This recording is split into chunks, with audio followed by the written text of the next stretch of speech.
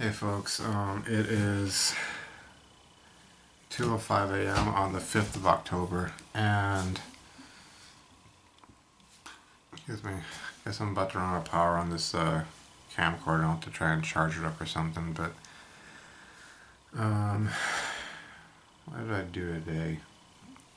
Really not that much. I had one class and I got there, and then I um, headed back home, and I had what I call a hard mode relapse, where I looked at some pornography and some porn subs, that sort of deal, but um, and that's probably one of the reasons, probably the most immediate reason why I'm feeling like shit, pardon my language. Um, but we're feeling like crap. But anywho, after I pulled myself out of that without going any further, I took a cold shower. I headed out to the school, and I did get some homework done, but I didn't really do much more studying for the exam. I felt really burned out with it and just kind of like saturated with the materials, as much as I could get. And pretty much everything that I had left that I could have used for studying was just kind of a repeat of all the other things I've done. And it just felt like, again, I'd be burning myself out. So I decided just to chill with that. But all my like crappy emotions about the relationship with the girlfriend, this other girl who, it's like I realized that all the garbage I'm going through right now, I'm the one feeling it. It's all on my end. Because it's like every time I go into that room, and like I'm either she's there or I'm already there, and she shows up, it's like she sees me and right away she's gone out of the room. Like she doesn't want to be anywhere near me, having anything to do with me. And yesterday, I was talking with the girlfriend. I don't know if I mentioned in the last video, but she kept on like interrogating me about this other girl. Is she there in the room? Is she talking to you? All this kind of stuff. And it's like, no, she's not. Like, you know, why I keep bringing this up, because it's like, I don't want to think about her.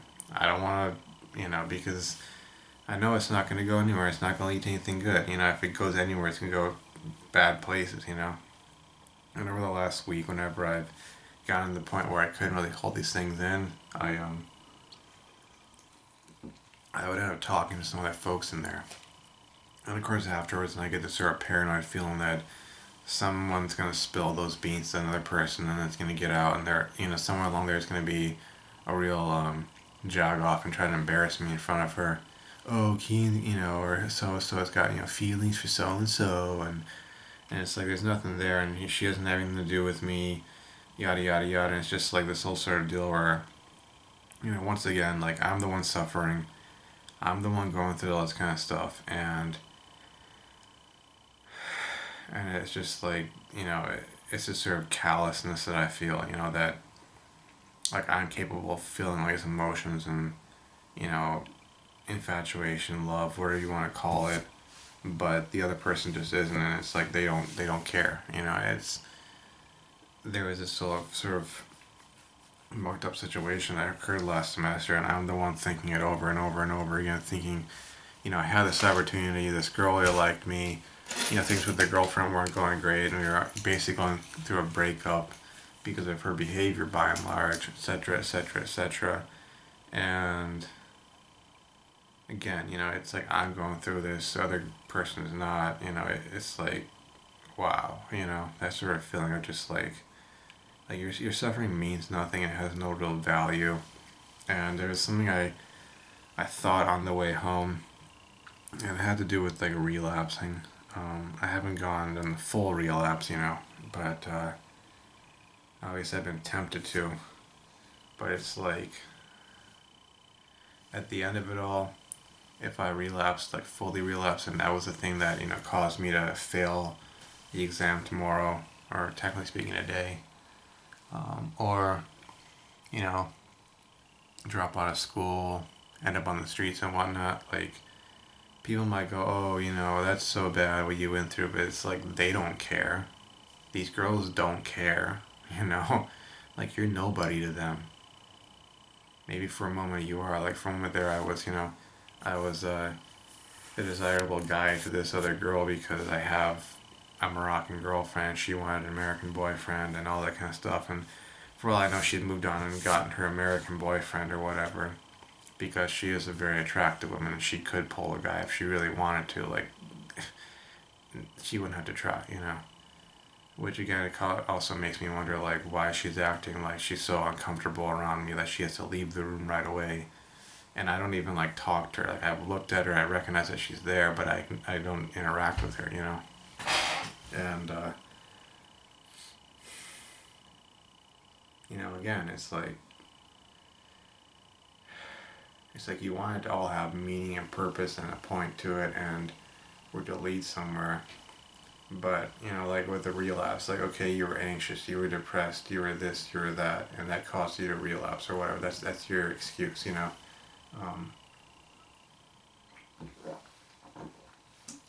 Whatever your excuse may be, or may have been, at the end of the day, it doesn't matter. You relapsed. You chose to do that. You failed, you know. And, you know, whether that failure is in Nofap or it's in something larger than that, you know, it is survival of the fittest. It is, um, the world we live in is one that operates based off of that. And yes, you know, there's religion there, and there's, you know, the institution of marriage that was, you know, essentially created um, to ensure that, you know, every man would be paired off with a woman, therefore, you know, have that gratification at the end of the day, so to speak, in exchange for him actually going on and working his back off to support his wife and kids, and therefore society would be functional and so on. But that is not something that's guaranteed. That's something that was created, and it only works as long as it's enforced. You know, otherwise you fall off on an AFBB, you know, alpha, beta, bucks, you know, dynamic, and if you fall into that 80% of the men, for whatever reason, you fail at something in life, where you're not good looking enough, you don't have enough hair on your head, you're too fat, you're too this, you're too that, too short, too dark, too light, too whatever, too rich, too poor, whatever the case may be, you know, wrong religious background, wrong ethnic or racial background, whatever the case may be, if you fall into that 80%, you're invisible, you know, and you know, this is why I can honestly like agree with Alex Hughes and his sentiments, because you know, at the end of the day, it's like the only one who's really looking out for you, if there's anyone looking out for you, is yourself. Your family might care to a certain extent. Excuse me, if they're, you know, at least halfway decent people. Your friends might care to a certain extent, but at the end of the day, it's you and only you. And whether you believe in a God or not, you know, ultimately, there's a whole saying, you know, God helps those who help themselves. And it's really difficult for me to be dealing with this kind of stuff right now. I've studied and studied and studied. I've done, you know, 5, 6, 7, I think maybe 10 problems. I've done a bunch of problems to try and get ready. And you know, took a different approach this semester than I did last semester, where, you know, it was me trying to go through the book, and you know, sometimes I just get distracted on Facebook or YouTube, and you know, I wouldn't focus as much, wouldn't work as much, but I swear to you guys, like, I'm sitting in that room or wherever I'm sitting, I'm studying. As long as she's not there or anything like that, I can just like be like whatever, and focus on my work. Even though, again, being around some of those folks just feels really uncomfortable now, because it's like they have moved on to senior year, and I really don't have much in common with them. Like, they know me, I know them, but it's like bridges were burned, or they've just essentially moved on. It's like with them, probably because they haven't had the life experiences I've had, where I've gone through the traumatic sort of abandonment experience of having friendships ended, or having to move or relocate from one side of the country to the next, and that sort of deal. So it's like it doesn't really mean much to them.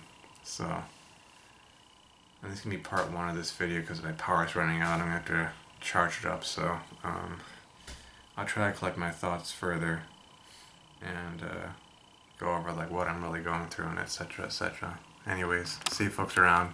Part 2. Bye.